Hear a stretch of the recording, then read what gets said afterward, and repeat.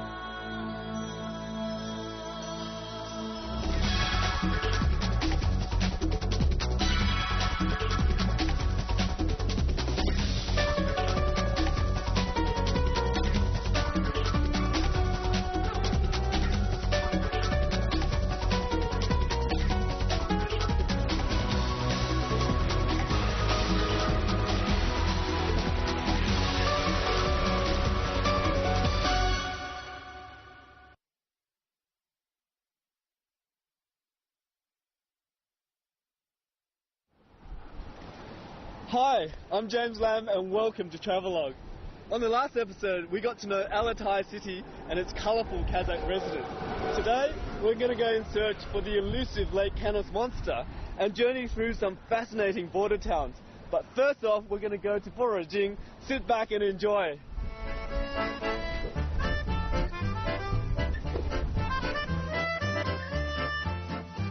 After a 2.5 hours drive west of Almaty City, we arrived in Borajing.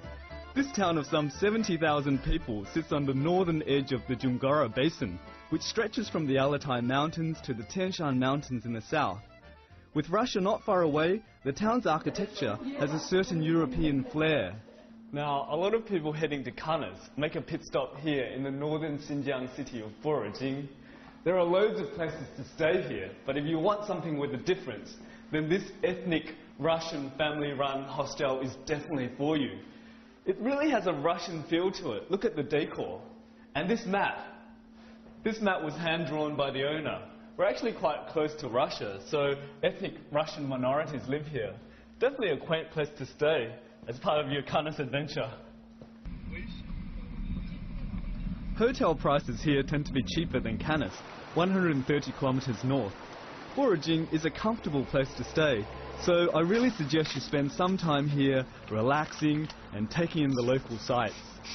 怎么会有那么多摄影设备啊？我们刚从哈拉斯下来。啊，我们也要去啊。哦，那哈拉斯很美啊。哦，你们有看到水怪吗？水怪要运气很好才能看到。哦，我们真的很希望能看到。希望你们能看到。是水怪吗？不是水怪，这是那个一个飘木。Our new friends' story about their time in Canis have made us even more excited about going there.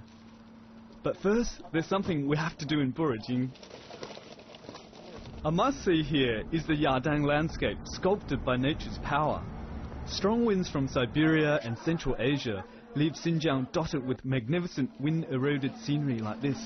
We literally had to race here before the sunset. We're at the Wucaitang, which literally translates to five-colour beach. And look at the colours. It's really extraordinary. And the most amazing thing is, there's a river that divides this place. And on the one side, it's barren, rocky, deserted landscape. Look at the colours, it's so mysterious. And on the other side, it's green, luscious forest. Just take a closer look. Amazing stuff. Those funny-looking hats aren't Xinjiang fashion items. They serve the highly practical function of protecting you from mosquitoes from the town's rivers. The mosquitoes appear as the sun sets, but once you've sprayed on a bit of repellent, you're ready to hit the Borajing night market beside the river. Everyone who comes here must try their cold water fish. The fish is firmer than warm water fish, and here they're grilled and seasoned with cumin. 叫什么鱼？这个叫多罗龟，漂亮吧？哇！还有最好的 They really love their fish here. 还有狗鱼的啊，还有这么大的小江小，好漂亮啊！我的屋子的野生黑鱼，哦，它厉害的很，就在长吃鱼。They're especially crazy about their river cod and perch, which aren't commonly found in other parts of China. As far as I know, this is the first time I've eaten fish caught from waters running into the Arctic. It's pretty exciting. The smell and taste are just divine. It's tempting to carry on eating and drinking all night.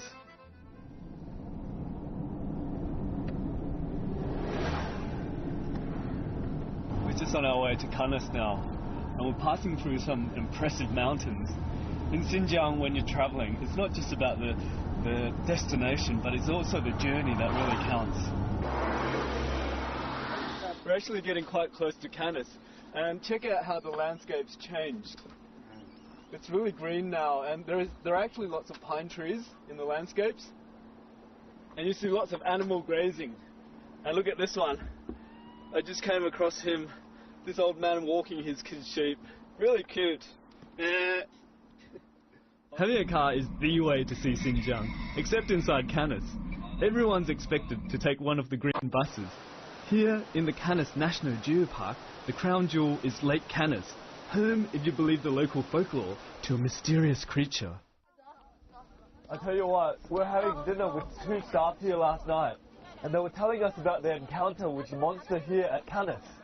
And they were saying that the monster liked to emerge early in the morning when the lake is really eerie and quiet.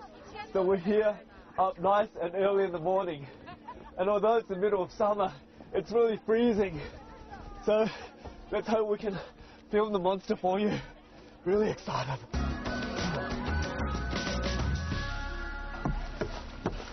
Finally made it to the Guanyi Tai, the best place to see the monster.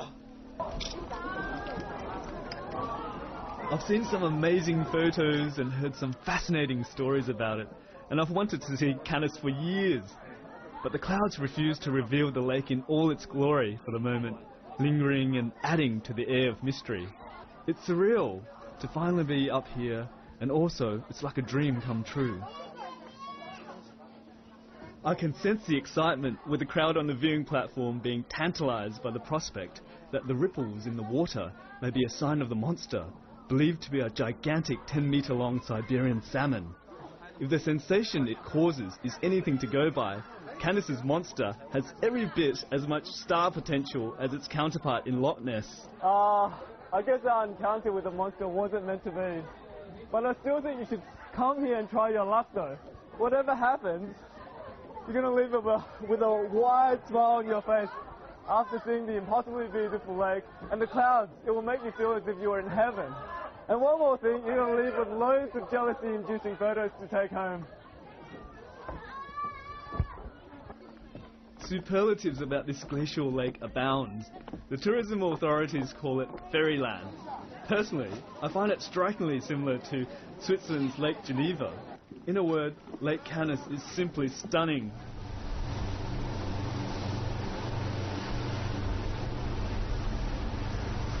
It may be tempting to jump in the water here, but for safety and environmental reasons, swimming's not allowed. The next best thing is hopping on a cruise boat to the heart of the lake, where you can stare deep down and try to spot the monster. Wow, look how clear and pristine the water is. The monster's down there somewhere.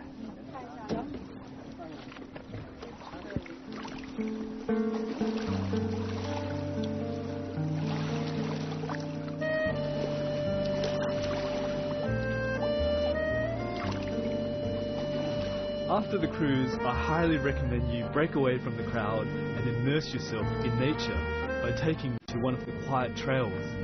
They'll lead you through some truly inspiring scenery.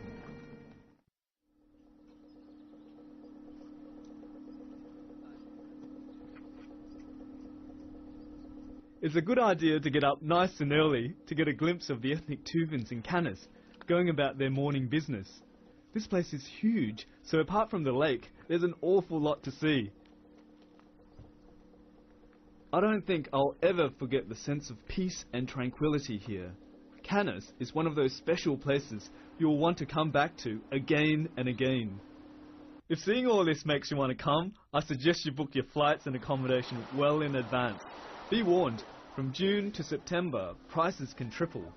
But the picture-perfect scenery is worth every cent.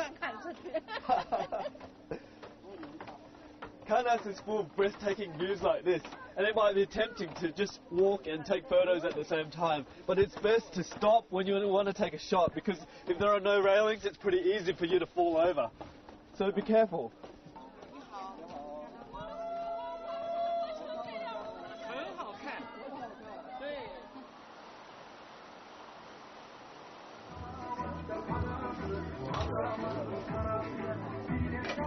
The Tuvan Mongolians are very prominent in Canis. Being here gives us a great chance to learn more about their culture. Canis actually means beautiful and mysterious in Mongolian. And for centuries, the Tuva people, who are a branch of Mongolians, have lived here. And we're about to visit one of their homes, so we're just waiting for our turn now. Tuvan nomads used to live by herding and hunting. Now they've settled into wooden houses in Canis, which boasts the largest Tuvan population in China. You can visit their homes and see reminders of their roots, such as portraits of Genghis Khan and mounted wild animals. Oh, look at this, it's really light. It's made of a reed of some sort. Oh, apparently it's really hard to play. It's a traditional musical instrument unique to the Tuvans.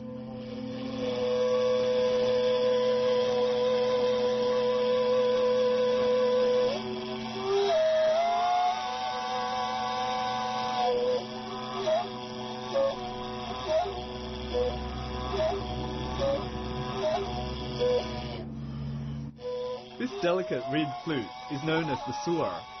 Playing it properly demands a high degree of skill.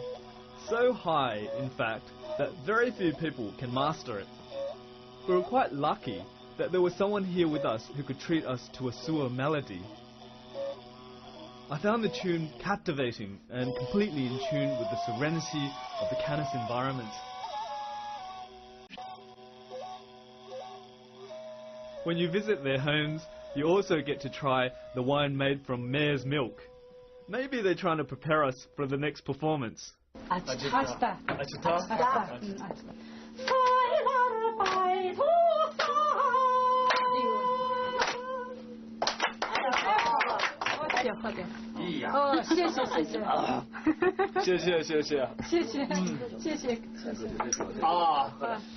goes down quite well.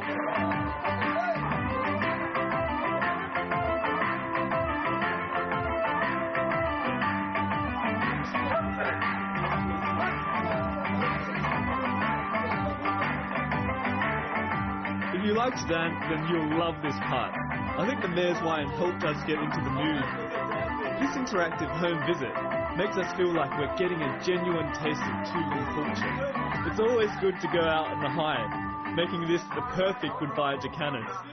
Although it would have been nice to stay longer, there's much more to see in Xinjiang. Next stop, Bai Harbor Village, 77 kilometers south of Canis.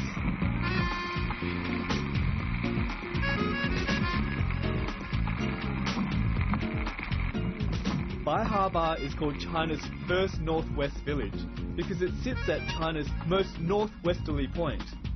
It's only 1.5 kilometers from the border with Kazakhstan, and its population is roughly half Kazakh and half Tuvan, making it an interesting place to get a taste of village life.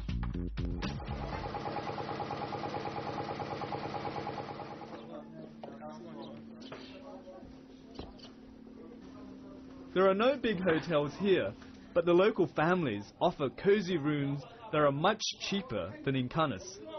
Some rooms are even designed like a felt house, guaranteed to make your stay memorable.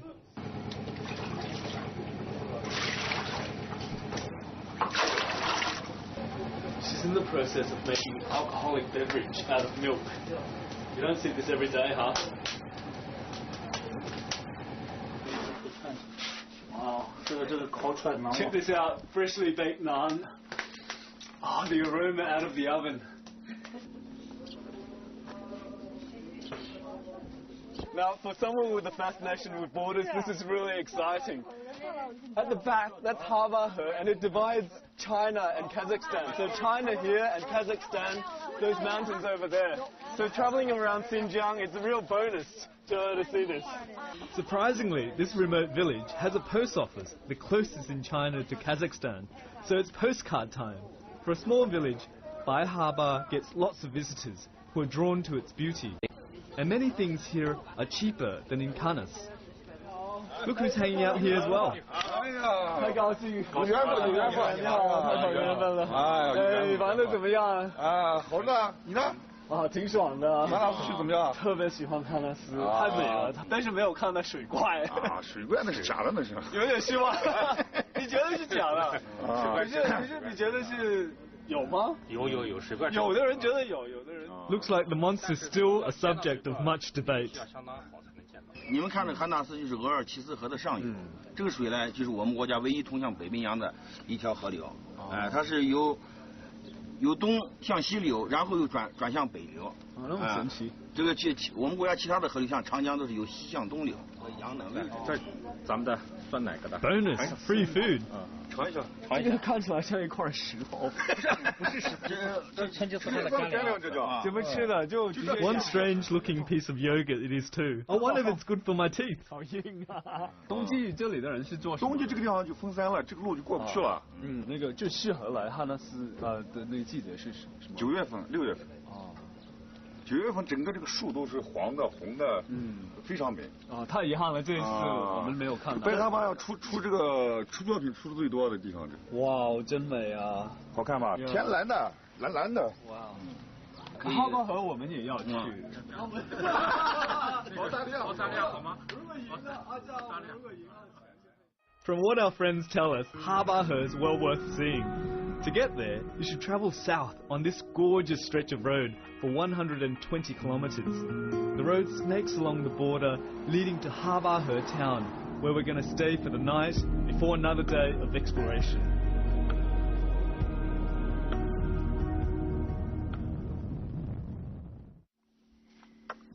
With a population of around 80,000, Harbor County gets fewer visitors than Canis, but it actually has lots to offer. On this part of the border, there's a village where you can see a bit of military history.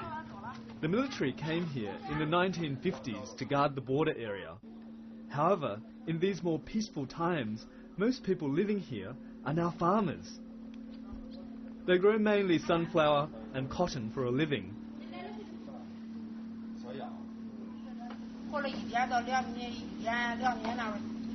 Summer is the busy season for the farmers. A small village like this would usually be pretty quiet, but now, with most of the farmers out in the fields working, it's even quieter. Eye Mountain, which faces Kazakhstan, is said to give off different emotion depending on the growth of the grass. What a sight! Look, I can see Kazakhstan! So close! And 15 minutes away from the village is a paradise few people have heard of. It's a sparkling gem hidden amongst sand dunes. Yes, I'm talking about Baishahu Lake. It was formed by natural pressure pushing aquifer water to the surface. This exquisite combination of cool water, lush green vegetation and wildlife in the desert is totally unexpected and completely mesmerizing. This is a haven for photographers, and I'm getting an expert to give me tips on how to take it. Wow, this is a true oasis.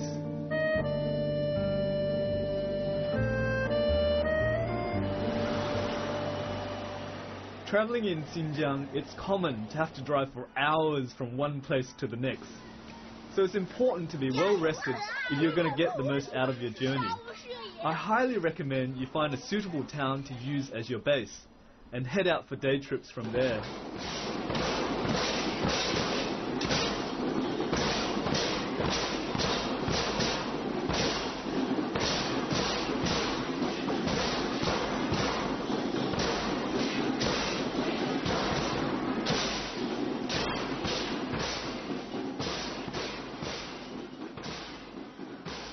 We've made it back to Harbor town for a breather, and to make preparations for the next destination.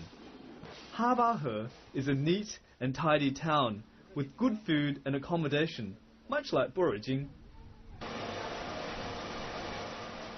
So far, we've been through Burjing, Canis, Baihaba, and now Habahe, all of which have been suitable bases. I'm so glad that we passed through Habahe County after Canis. I mean, this place is really blessed with natural wonders. And next up, we're going to Jimunai.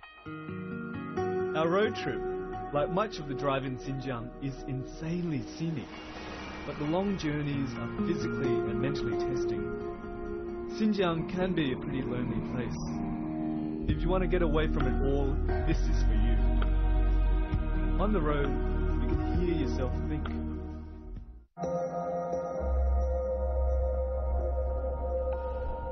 Good morning from sunny and windy Jimunai. We arrived here in Jimunai last night after a 90k trip from Habahe, and compared to Burjing, there's no mozzies here. That's because there are little surface water, and it's also really cool at night. And this is the last leg of our Golden Triangle journey. Although it's only a small town, there are plenty to see here, and the first thing you realize when you get into town is the snow-capped mountains. Although it's not very high up, it's covered by snow all year round, so it's quite baffling. And there's also something really strange and magical to see, so let's not waste any time.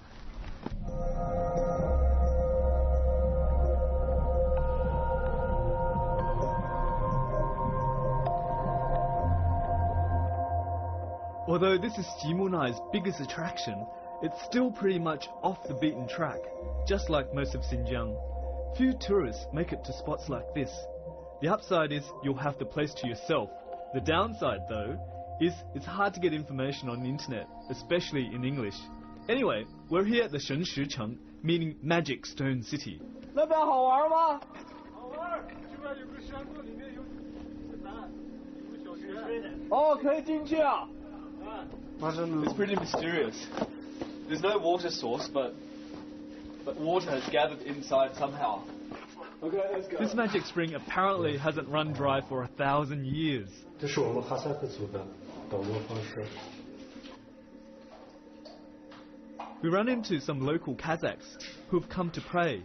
Kazakhs and Mongolian nomads have been active in this area for a long time and believe the spring to be sacred and have magical powers. Kazakhs and Mongolians still make pilgrimages here to drink its waters and to pray for blessings. When you come here, you really have to take your time and make your own discoveries. They were just telling me that there's interesting rock formations and attractions everywhere. This place and the rest of Xinjiang is a photographer's paradise. It's a good idea to time your visits to sites like this so you can catch the sunset when the light conditions are at their best. With scenery like this, it's small wonder that photographers flock here. Is this coincidence or fate?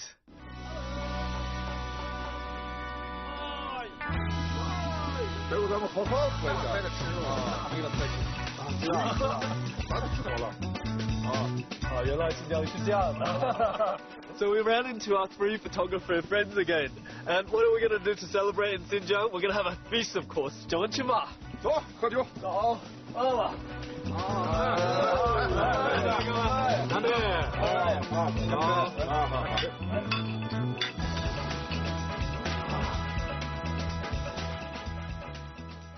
One of the great joys of travel is befriending other travelers, swapping experiences over a drink.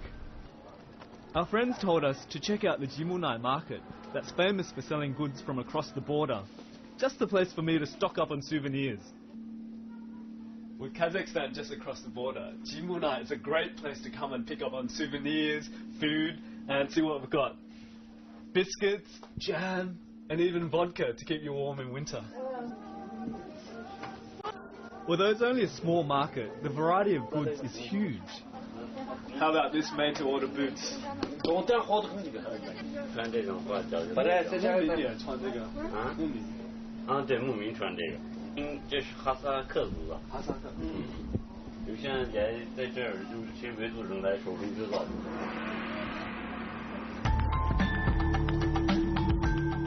The Jimunai border crossing is pivotal to tourism and trade between China and Kazakhstan. No doubt many of the Kazakh merchandise at the market pass through this very gate. Here it feels like everything's on the move. So we've been catching glimpses of Kazakhstan as we're travelling down south to Jimunai. And here you can actually set foot into Kazakhstan. We're at the frontier. This is the Jimunai border crossing. So if you want to cross between China and Kazakhstan by land, this is the place to do it. This is really exciting. International travel.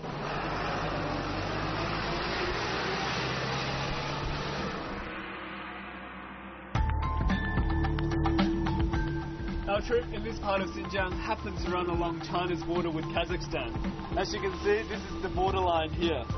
I've been fascinated with the diverse border towns and to see how they've been influenced by their geography. We've also been blessed with some amazing scenery like Lake Canis and the oasis in Habahe County.